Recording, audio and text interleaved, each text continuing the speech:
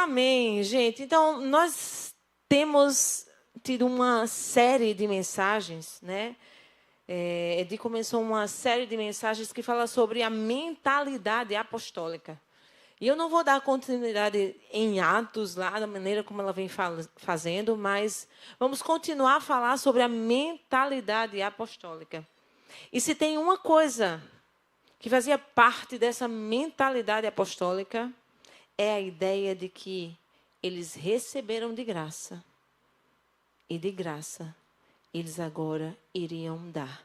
Se a gente olha para a vida dos apóstolos, daqueles que foram discípulos de Jesus, eles simplesmente aprenderam a entregar, a render a sua própria vida, porque eles viram o seu mestre render a vida dele.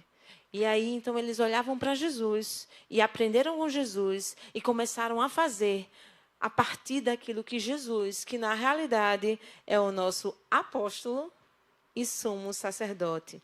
Então, vamos olhar para a vida de Jesus hoje. Olhar para ele como um apóstolo e como ele nos ensinou a simplesmente dar aquilo que nós recebemos.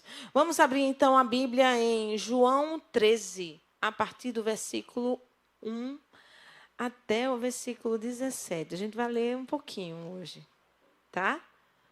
Vamos ler em João 13, a partir do verso 1. Já está aí, né? Um pouco antes da festa da Páscoa, sabendo Jesus que havia chegado o tempo em que deixaria este mundo e iria para o Pai, tendo amado os seus que estavam no mundo, amou-os até o fim. Estava sendo servido o jantar e o diabo já tinha induzido Judas Iscariotes, filho de Simão, a trair Jesus. Jesus sabia que o Pai havia colocado todas as coisas debaixo do seu poder e que viera de Deus e estava voltando para Deus. Assim, levantou-se da mesa, tirou sua capa e colocou uma toalha em volta da cintura. Depois disso, derramou água numa bacia e começou a lavar os pés dos seus discípulos, enxugando-os com a toalha que estava em sua cintura. Chegou-se a Simão Pedro e lhe disse: Senhor, vais lavar os meus pés? Respondeu Jesus: Você não compreende agora o que estou fazendo a você. Mais tarde, porém, entenderá. Disse Pedro: Não, nunca lavarás os meus pés. Jesus respondeu: Se eu não os lavar, você não terá parte comigo. Respondeu então Simão Pedro: Então, Senhor, não apenas lava os meus pés, mas também as minhas mãos, a minha cabeça, lava logo tudo, né? Respondeu Jesus: Quem já se banhou precisa apenas lavar os pés. Todo o seu corpo está limpo. Vocês estão limpos, mas nem todos. Pois ele sabia quem iria traí-lo e por isso disse que nem todos estavam limpos. Quando terminou de lavar-lhes os pés, Jesus tornou a vestir a sua capa e voltou ao seu lugar. Então lhes perguntou: Vocês entendem o que eu fiz a vocês? Vocês me chamam mestre e senhor, e com razão, pois eu o sou.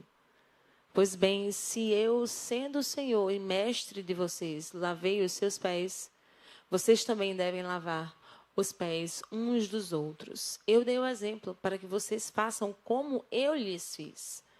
Digo verdadeiramente que nenhum escravo é maior do que o seu senhor, como também nenhum mensageiro é maior do que aquele que o enviou.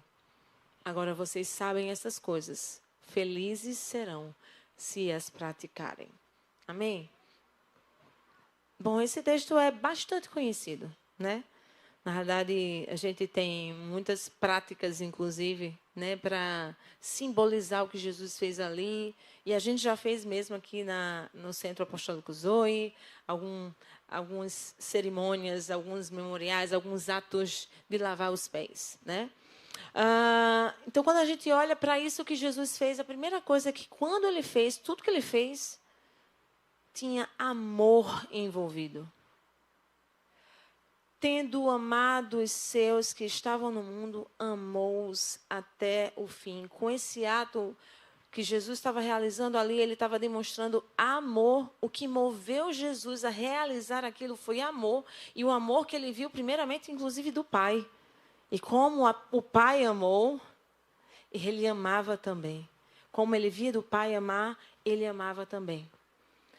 Jesus renunciou à sua glória e, momentaneamente, habitou entre nós e até o fim, os amou até o fim. Ele nos amou até o fim, até aquela morte sacrificial, aquela morte dolorosa. Ofereceu a sua vida em favor da minha vida e em favor da sua vida. E ali foi uma demonstração radical e sacrificial, porque, na realidade, quando Jesus estava fazendo isso, a gente sabe, né? Não é porque a gente era bonzinho, era cheirosinho, maravilhosinho, estava assim, amando Jesus e morrendo de vontade de dar a vida por ele. Não, na verdade, ele nos amou primeiro, quando ainda éramos inimigos dele, quando ainda éramos pecadores. Então, ele nos deu a vida. Ele se entregou em nosso favor quando ainda éramos inimigos deles.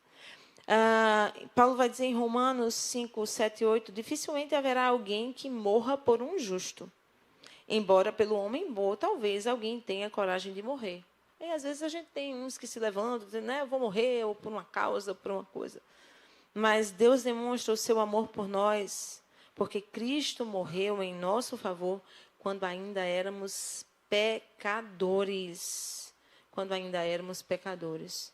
E Jesus vai ensinar lá em João 15, de 9 a 13. Coloca aí, João 15, de 9 a 13. Como o Pai me amou, assim eu os amei. Permaneçam no meu amor. Se vocês obedecerem aos meus mandamentos, permanecerão no meu amor. Assim como tenho obedecido aos mandamentos de meu Pai, e em seu amor eu permaneço. Tenho dito estas palavras para que a minha alegria esteja em vocês e a alegria de vocês seja completa. O meu mandamento é este: amem-se uns aos outros, como eu os amei. Ninguém tem maior amor do que aquele que dá a sua vida pelos seus amigos. Então, quando a gente olha Jesus, aqui ele está dizendo, olha, o Pai me amou, e aí eu amo vocês. E aí ele vai dizer assim, olhem para mim. Então, façam como eu fiz também, amem-se. Amem uns aos outros. Aí vai dizer, ninguém tem maior amor do que aquele que dá a sua vida pelos seus amigos. Então, a mentalidade apostólica está em amar o outro de maneira sacrificial, fazendo assim como Jesus nos ensinou. Ele amou de maneira sacrificial. E assim nós também devemos amar. Ele deu o seu amor porque recebeu do próprio Deus. No entanto, muitas vezes a gente olha isso, né, dá a vida pelos seus amigos. Como é dar a vida pelos seus amigos? Acho que o interessante é pensar, o que é dar a vida pelos seus amigos? Eu lembro de um tempo, na verdade a pessoa nem era tão amiga minha, mas era uma conhecida e na época ela estava com depressão. E eu lembro de ter ido assistir com ela no cinema Paixão de Cristo, na época que saiu no cinema. E apesar de já ter lido e ouvido falar tanto, a gente sabe disso, mas aquilo, naquele momento, foi tão impactante para mim. O que é dar a vida? Às vezes, seria mais fácil estar fazendo coisas legais com pessoas mais próximas minhas. Seria melhor estar, talvez, até em casa, assistindo alguma coisa em casa. Seria melhor estar fazendo uma coisa com outra galera. Ou, de repente, dormindo, fazendo outras coisas que, para mim, seriam mais atrativas. Mas, naquela hora, tipo assim, meu Deus, eu estou entendendo, sabe? É como se essa chave tivesse virado ali naquele momento. Fazer isso é dar a minha vida. É, de repente, fazer aquilo que eu nem gostaria de fazer. Mas eu me sacrifico por amor às pessoas e por amor àquele que me amou. como Ele me amou, eu recebo o amor dEle. Não sei se vocês perceberam, e não foi muito... apesar de eu estar aqui, mas eu disse, só uma música me veio. Eu disse, eu sinto que a gente tem que cantar essa música. Mas eu disse, Nelly, faz o repertório aí. E quando veio o repertório, eu disse, falou tanto de amor, tanto de amor, tanto do amor de Deus, o amor de Deus, o amor que nos enche, o amor que faz transbordar. Então, esse amor é a partir do amor que nós temos, no amor que nós vemos, do amor que nós recebemos do próprio Jesus que nos amou. E os apóstolos, eles entenderam, eles vivenciaram esse amor. Eu gosto muito da figura de João, né, que o apóstolo que diz lá, assim, o discípulo vai dizer assim, então, o discípulo amado, tipo assim, eu sou o discípulo amado, porque em nenhum momento ele diz, ele se acusa, ele diz o nome dele, ele diz o discípulo amado, tipo, né? Discípulo amado, mas eu entendo, acho que até já falei sobre isso, eu entendo que ali é tipo assim, eu entendi o amor. Eu sei que eu fui muito amado, então eu sou o discípulo amado. Eu sou o queridinho de Jesus, eu sou o queridinho do papai. E, inclusive, foi uma das palavras que o Senhor me disse. E eu digo, eu me sinto a queridinha do papai. Quando a gente começa a se sentir assim, a queridinha do papai, o queridinho do papai, entendendo o amor, a gente vai então ver como os discípulos viram. E João vai dizer lá em 1 João 3, 16 a 18. Coloca lá para a gente. Nisto conhecemos o que é amor. Jesus Cristo deu a sua vida por nós. E devemos dar a nossa vida por nossos irmãos. Só que ele vai além, sabe? Aqui, porque ele vai começar a dizer assim, se alguém tiver recursos materiais e vendo seu irmão em necessidade, não se compadecer dele, como pode permanecer nele o amor de Deus? Filhinhos, não amemos de palavras, não amemos só de boca, mas em ação e em verdade. É muito fácil dizer, oh, Vivian, te amo em Cristo, amada, querida, tchuquinho, né? É muito fácil chegar e dizer, oh, Raíssa, como eu te amo, você é uma querida, maravilhosa. Mas, de repente, Raíssa está precisando de algo e ela até pede socorro, mas tenho tanta coisa para fazer, sabe? E eu, de fato, tenho muita coisa para fazer. Eu tenho tanta coisa para fazer, então é muito mais fácil dizer, então, é porque eu não estou podendo. Mas depois, outro dia, em outro momento, tá? É muito mais fácil a gente postergar, mas ter palavras dizendo assim, eu te amo, né? Só que o amor de Jesus não foi um amor de palavras. E os discípulos viram que não foi um amor só de palavras. O amor de Jesus foi um amor que ele se encarnou. Ele se doou, ele deixou a glória, o Deus Todo-Poderoso, deixou a glória, ele se encarnou, veio para uma natureza completamente limitada. Precisou passar fome. Teve um momento que ele disse, eu não tenho nem onde reclinar a cabeça. E ele se doou por amor. Os discípulos viram isso. Eles sentiram esse amor. Não era um amor da boca para fora, era um amor assim que tocava neles, que eles sentiam, eles conseguiam sentir esse amor, porque eles vivenciaram esse amor, esse Jesus que estava com eles, andando com eles, caminhando com eles, ouvindo-os, ensinando, falando, dizendo, vem aqui.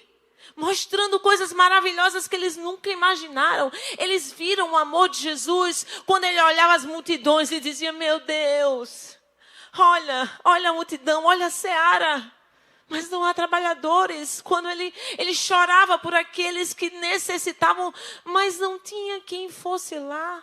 E ele, por isso, simplesmente se doava. Muitas vezes não comia, muitas vezes não dormia, porque ele ia se doar em amor àquelas vidas. Mas, às vezes, na nossa prática, o nosso amor é só de boca. Às vezes, coisas simples a gente não consegue fazer. Aqui dirá, como águias aí, olha, esse negócio desse centro apostólico, eles inventam coisa demais.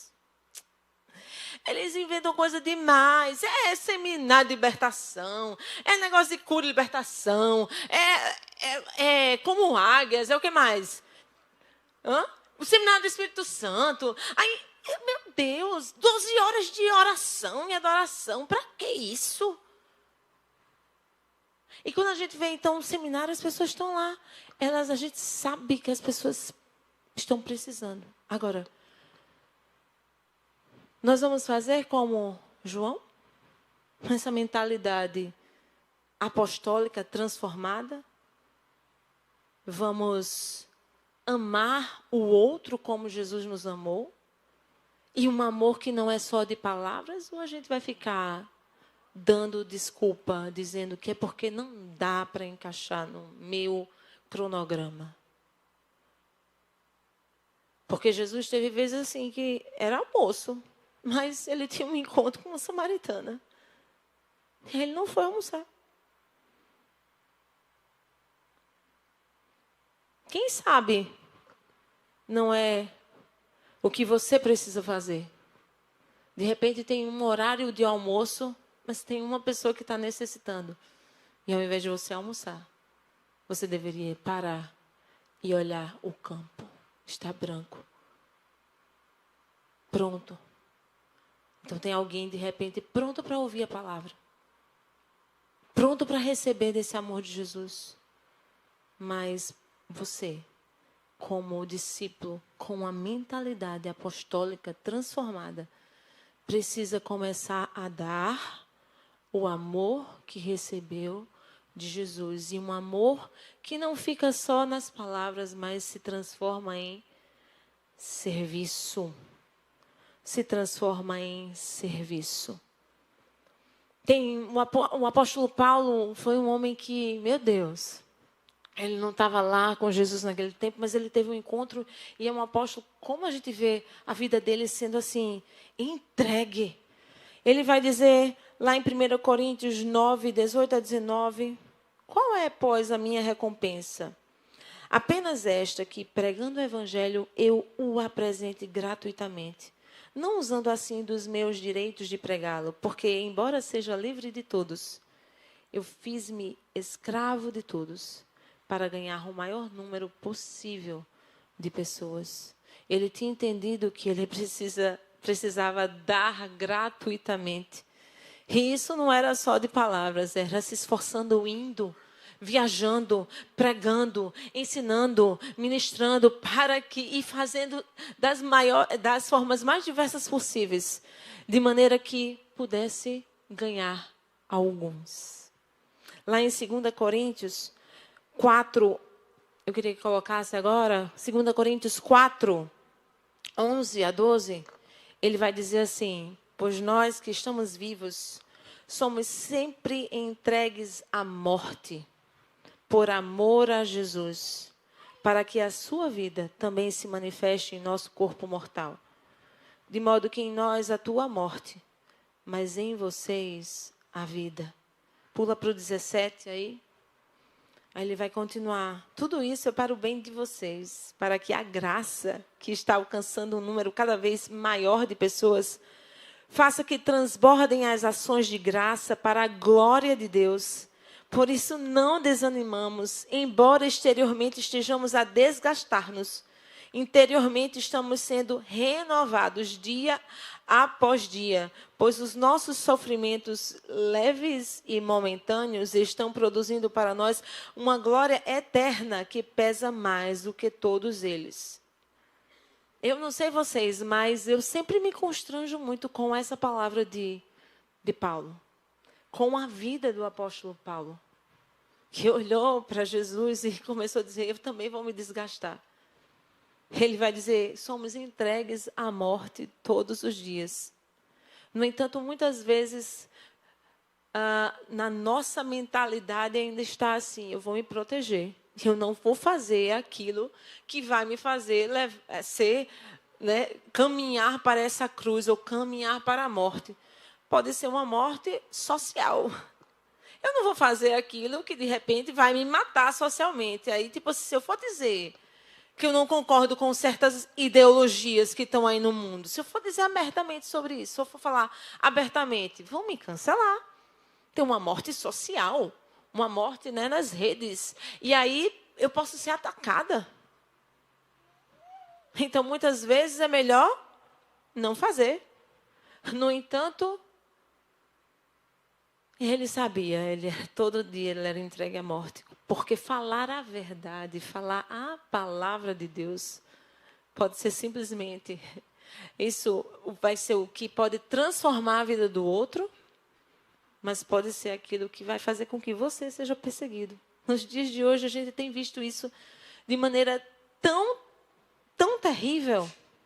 Defender a palavra, falar a verdade, nos faz sermos cancelados. E às vezes nós nos calamos. No entanto, a noiva do Senhor, ela precisa ser preparada. A gente vai deixar? Porque ele vai dizer assim, em nós a tua morte, Paulo vai dizer. Mas em vocês, porque eu estou morrendo, como Jesus disse, se o trigo a semente não morrer, não tem como dar vida. Então, eu estou morrendo. Então, em mim há morte, mas em vocês há vida. E tudo isso não é para mim. Não é para bem pessoal. Não é para que o meu nome seja conhecido. Não é porque eu seja o apóstolo Paulo e aí depois então fique o meu nome conhecido aí pelo mundo. Ele nem sabia, provavelmente não sabia a repercussão que ia ter os ensinos dele, os ensinamentos dele. Provavelmente não sabia o quanto a gente ia estar falando sobre ele hoje. Mas ele diz assim, não é por mim. E aí a gente pode olhar na palavra, ele também quando vai falar, ele está falando sobre dons que tem a ver com essa coisa de servir, de fazer, mas ele vai falar, mas tem que ser com amor. E antes eu pensava, meu Deus, como é que uma pessoa se doa, faz, o missionário vai lá nas missões, a pessoa de repente até trabalha no seminário, não como águias. Como é que uma pessoa pode fazer isso? Porque é desgastante. Sem amor. Mas pode. Com a motivação errada. Eu vou fazer, aí eu vou ser conhecido. Eu vou fazer e todo mundo vai olhar para mim. Eu vou fazer, às vezes, simplesmente eu vou me sentir bem comigo mesmo. Como se fosse assim, né? Eu sei que é importante que a gente, então, faça boas obras. Então, como se fosse para aplacar isso, para pagar a dívida que eu tenho comigo mesmo. Então, eu vou dar meu nome para trabalhar. Mas eu também vou escolher, né? Onde eu vou trabalhar. Não vou trabalhar em qualquer lugar. Muitas vezes pode ser assim. A pessoa pode escolher, mas a mentalidade apostólica, ela não vai escolher o serviço, ela vai realizar o que precisa ser realizado. Vai fazer o que precisa ser feito e fazer com amor e por amor a Deus e por amor às vidas. Quando João fala, então, ali, ele estava falando dessas ações práticas. Ações práticas. Quando Jesus estava lavando os pés, era algo que era prático. E quando a gente olha ali para o exemplo de Jesus, provavelmente muitos sabem que ali, quando ele estava realizando aquela obra, o trabalho era do menor dos serviçais. Sabe aquela pessoa que era meio que invisível? Então, era um serviço que era muito importante, porque os pés ficavam muito sujos naquele local. Né? Eles andavam muito de sandálias, muita areia, então ficava bastante sujo. Então, para entrar na casa, precisavam dessa limpeza. No entanto, era o mais simples, o mais humilde dos serviçais, era aquele que estava realizando aquela obra. E Jesus realiza justamente essa obra. É para demonstrar a mim e a você que talvez a gente precise dizer assim, eu vou dizer sim para lavar o banheiro. Talvez é para dizer para mim e para você que eu vou limpar o vômito. Porque A gente sabe que às vezes tem uns vômitozinhos, né? Tem um banheiro para lavar. E não é a coisa mais confortável, não. Engraçado que essa semana, eu nem sabia. Eu não estava aqui no início mesmo da Zoe, né? Mas minha irmã querida, maravilhosa, arquiteta famosa, Carla Barros, a gente estava conversando essa semana e ela dizendo desse jeito. Ela falou, menina, eu já fiz de tudo nessa Zoe. Eu lavei banheiro, eu tomei conta das crianças, eu fui líder da intercessão, trabalhei na intercessão, já foi de tudo. Você lavou o banheiro. Mas, às vezes, a gente quer escolher qual é o serviço que a gente vai fazer. Então, peraí, se tiver lá no corpo profético, aí eu quero ir. Ah, se for do louvor, que aparece, né, que todo mundo vê, aí eu vou. Agora, se for aquele trabalho que fica lá escondido, na salinha da oração, na intercessão, que fica lá em cima, ninguém vê. Só orando, Jesus, só pedindo pela vida. E aí acontece, a pessoa é transformada, destravada, acontece tudo, mas ninguém sabe que tinha Francisca lá na sala de oração orando, intercedendo, ajoelhada, clamando. Era Francisca. Mas ninguém vai saber. Agora, a pessoa aqui do louvor, todo mundo vê, né? Mas, menina, eu quero ser como a pessoa do louvor. A gente tem, por exemplo, eu sou no mestral, né? E, gente, é tão difícil ter gente no mestral. E, às vezes, eu vejo gente que tem, né? Até você vê um dom aí, uma coisa, mas é melhor ir para o louvor, é melhor ir para a dança, é melhor ir, sei lá, outra coisa. É mais atrativo, mais legal do que ficar sentada, estudando, né, pesquisando, preparando aula, que às vezes nem vai dar. Hoje a gente está tendo mais aulas, então as pessoas estão sendo mais ativadas, mas essa coisa de pesquisar, de trabalhar, isso é muito sozinho, muito solitário, é um trabalho muito solitário. Então, às vezes, a pessoa, tipo assim, quer não. Eu quero aquele trabalho que vai ser visto, visível. É esse o trabalho que eu quero. Só que Jesus fez o trabalho invisível. Aquele trabalho que era do servo meio que invisível. Talvez o porteiro, que a gente às vezes passa e nem vê, nem conhece, não sabe o nome. Quem mais poderia ser invisível? Sabe? Uma pessoa no seu trabalho que, de repente, você nem sabe. Aquela que faz os serviços de limpeza. De repente, seja essa pessoa que você não dá nem bom dia. Mas foi essa pessoa. Nesse lugar, dessa pessoa, foi o trabalho de Jesus. A mentalidade apostólica, então, está em servir o outro de maneira sacrificial, por amor àquele que nos amou e por amor às pessoas pelas quais ele deu a sua vida. E independe, então, do serviço que eu terei que realizar. É assim, aquilo que ele mandar, eu vou fazer. Como é que você tem escolhido, então, no serviço? É você que decide? Ou você nem servindo está. O negócio tá mais longe ainda, está pior. Nem servindo está, porque, né, eu tenho tantas coisas para fazer, então eu estou só sentado, estou só recebendo. Porque assim, agora não, porque eu não estou preparado. Porque sempre tem essa história, eu não estou preparado. Ainda não me sinto à vontade, ainda não me sinto confortável. Você pode servir. Tem muitas áreas para você servir.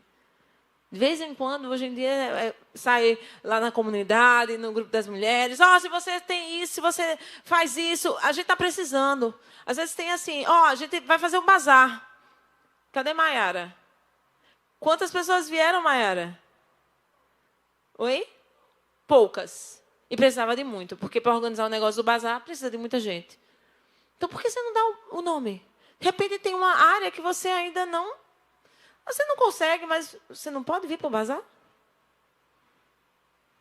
Quantos deram? Tem saído na comunidade, assim, uma enquete, né? Você já trabalhou? Você já fez o Como Águia? Se já fez, quer trabalhar? Né? Homens, mulheres lá.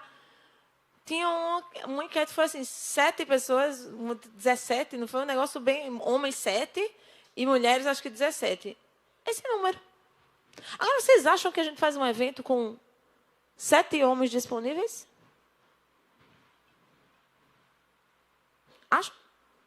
Acham que a gente faz um evento com 17 mulheres disponíveis? Para 60 pessoas?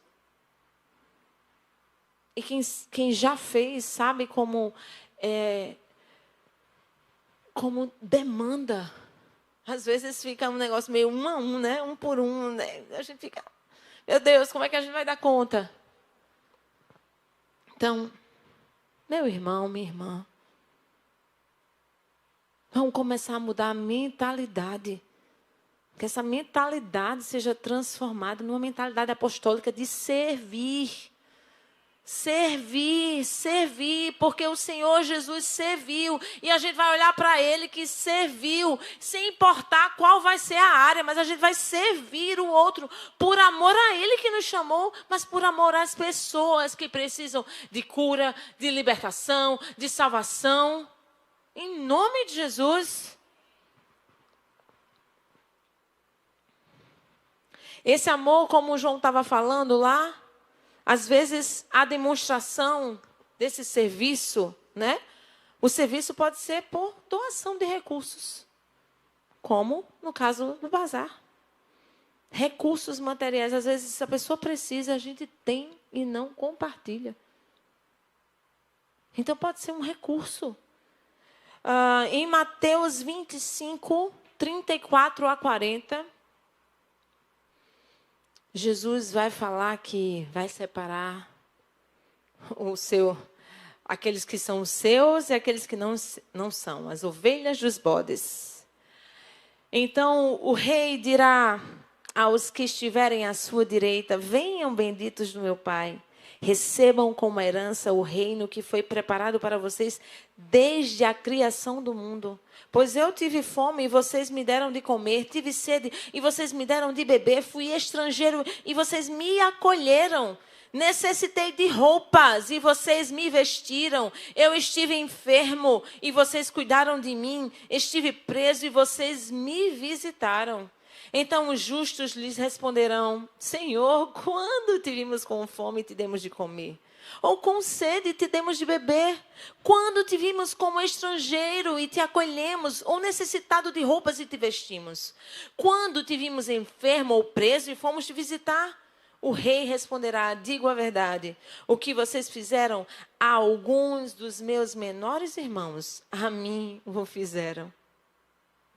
Quando Jesus, então, está falando aqui, ele diz que quando a gente dá de comer, dá de beber, acolhe com hospitalidade alguém em casa, veste alguém que necessita de roupas, cuida de quem está enfermo, visita quem está preso, a gente faz a Ele mesmo. É como se a gente estivesse fazendo a Ele. E a palavra diz assim, que tudo o que forem fazer, façam como para o Senhor. Porque no final das contas é para Ele. Mas também é por amor às vidas, porque Ele ama cada um. Jesus morreu por todos. Então é pelas vidas que Ele amou, e são todos. Mesmo aquele que de repente é seu inimigo. Mesmo aquele que não vai com a sua cara. Mesmo aquele que desrespeita você. Mas o que Jesus fez ali, no lavar os pés, além de ser esse serviço que era o menor, ele estava honrando. E ele honrou não só os discípulos que ele sabia que iriam morrer por ele depois. Junto estava Judas Iscariotes. Junto estava aquele que iria traí-lo, e disse a palavra que o diabo já tinha colocado no coração. E Jesus já sabia. Ele já sabia que tinha um traidor há muito tempo. Mesmo assim, ele serviu e honrou aqueles que o Pai amou. É da mesma forma que eu e você precisamos honrar, servir, amar. A mentalidade apostólica está em doar ao outro o que ele necessita. Isso é difícil. Com isso, não estamos dizendo, porque é algo que a gente fala muito sobre, temos falado muito, inclusive, sobre a autorresponsabilidade. E num pastoreio que se desenvolve de maneira que eu começo a apresentar Jesus. Olha Jesus, olha para Jesus, olha para Jesus, olha Ele, é Ele. Ele é o modus operandi, ele é o exemplo, Ele é o modelo. Apontar para Jesus. Não é apontar para a gente, é apontar para Jesus. E levar essa pessoa a Jesus, a ter experiências com Jesus, a viver por Jesus, a amar Jesus. Mas não quer dizer que a gente não vai amar com serviço, com cuidado, com ensino, com zelo, com carinho. Na maneira também como a gente sabe, mas também na maneira que o outro necessita. Porque o outro às vezes pode necessitar não de um abraço. Às vezes o outro precisa pagar a conta. E eu preciso amar pagando, ajudando pelo menos a pagar a conta. Mas às vezes o outro não precisa da conta paga. Às vezes o outro precisa de uma visita. Ou de só o colo para chorar num dia. Não é que é sempre, mas tem dias que pode ser tão difícil. E às vezes a pessoa precisa. Não que ela fique dependente. A gente vai apontar para Jesus, sempre para Jesus. Mas tem momentos que a gente precisa de um ombro amigo. Alguém que nos ouça. A gente está ativando aí um ministério de aconselhamento, fazendo parte do nosso pastoreio, entendendo que tem pessoas que vão precisar simplesmente chegar e contar situações da vida que são difíceis. Às vezes, pessoas que são sozinhas e precisam de companhia, às vezes precisa tomar um café. Precisa tomar um café. O que o outro precisa? Mas para isso, eu também preciso olhar um pouquinho além do meu umbigo. Né? Então, a gente precisa só conseguir entender os limites entre olhar além do meu umbigo, além de mim mesmo, olhar para o outro, ao mesmo tempo não fazer com que eu seja o Deus do outro, a necessidade do outro. Então, é apontando para Jesus, apontando para o que Ele fez, mas não deixando de estender a mão quando o outro precisa. E amá-lo como Ele necessita. Uma outra maneira é abençoando. Se a gente recebeu bênçãos do Senhor, a gente vai amar o outro abençoando, declarando palavras de bênção, mas também fazendo como foi dito, como Jesus disse, quando Ele enviou os discípulos dele. Ele enviou lá em Mateus 10, 7 e 8, ele vai dizer assim. Mateus 10, 7 e 8. Por onde forem, Mateus 10,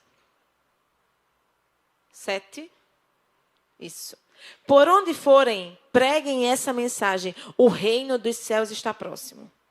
Curem os enfermos. Ressuscitem os mortos. Purifiquem os leprosos. Expulsem os demônios. Vocês receberam de graça. Deem também de graça. E aqui Jesus diz, deem de graça o que receberam. Receberam a vida? Então, se tem morte, libera a vida de Deus. Vocês receberam cura? Então, liberem a cura do Senhor onde há doença. Vocês receberam a libertação? Então, onde tiverem cativos, liberem a liberdade do Senhor. Uma voz que faz com que cativeiros sejam destruídos, abertos e pessoas sejam libertas. De graça receberam, de graça deem. Mas não deem simplesmente para... Que legal, uhul, foi muito massa. Porque eu vi assim, o fogo, o Espírito Santo. Pronto. Porque às vezes a gente pode fazer só por isso. Porque, uau, deu um negócio legal, foi muito legal. O Espírito Santo se movendo, uhul. E não por amor às vidas, mas é por amor. A essência de tudo na mentalidade apostólica é o amor no desenvolvimento desse serviço. É liberando a bênção do Senhor por amar. Não pensando em fins próprios, não pensando no como é legal. E é legal. E é muito bom quando o Espírito vem, é muito bom quando Ele nos usa, mas precisa ser além disso. Então, aquele que é usado também pelo Senhor tem que estar o tempo inteiro. Sonda o meu coração. Senhor, sonda o meu coração. Vê se há em mim algum caminho mau, vê se há estruturas de orgulho. E o Senhor tem falado tantas vezes conosco sobre orgulho. Porque há um perigo. E uau, eu sou usado por Deus. Uhul. Eu sou Adão. Eu posso dizer, eu sou a queridinha do papai, obrigado. Eu posso dizer, eu sou a queridinha do papai. Tem duas formas, então, de pensar. É uma coisa que está lá dentro no coração. E não tem como eu olhar e dizer. É uma coisa que é interna. É uma coisa que está lá dentro, é no profundo. Às vezes, a gente nem sabe. Por isso, o salmista vai nos orientar a dizer, sonda-me, Senhor. Sonda o meu coração. Vê se há em mim algum caminho mau, porque às vezes eu mesmo nem conheço, nem olho, nem sei, nem enxergo. Orgulho mesmo é uma coisa que geralmente todo mundo vê, mas você não vê. Você não se sente orgulhosa. Eu me lembro uma vez que Deus me pegou assim, uma cajadada assim, daquelas para destruir. Não era para destruir, mas tipo, eu senti, foi forte, gente. E foi sobre orgulho. E era assim, tipo, você é orgulhosa que você vai destruir a família. E era uma coisa desse nível.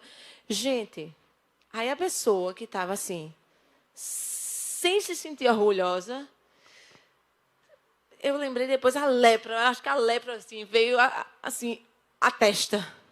Porque eu sei, como assim eu? Como assim? Tipo, eu rejeitei a palavra.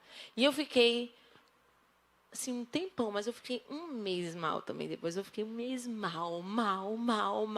Logo depois, né, eu vi assim, como é que a pessoa diz que não é orgulhosa, ou acha que não é orgulhosa, e quando ouve Deus dizendo que ela é orgulhosa, simplesmente responde como? Com orgulho.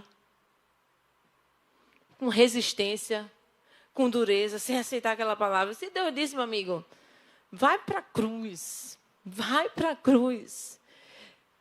Então, às vezes, a gente vai precisar pedir que o Espírito venha, porque a gente não está conseguindo enxergar. Há estruturas de orgulho em mim, Senhor? A minha motivação, qual tem sido a minha motivação quando eu sirvo? Quando eu faço? Qual tem sido a minha motivação? É simplesmente porque eu quero me sentir útil? Eu quero que as pessoas vejam e as pessoas me valorizem? Porque pode ter isso. Às vezes, as pessoas que sofreram tantos processos de rejeição vão ter uma certa necessidade de aprovação, né? Que os outros me aprovem, que os outros digam e os outros aplaudam, né?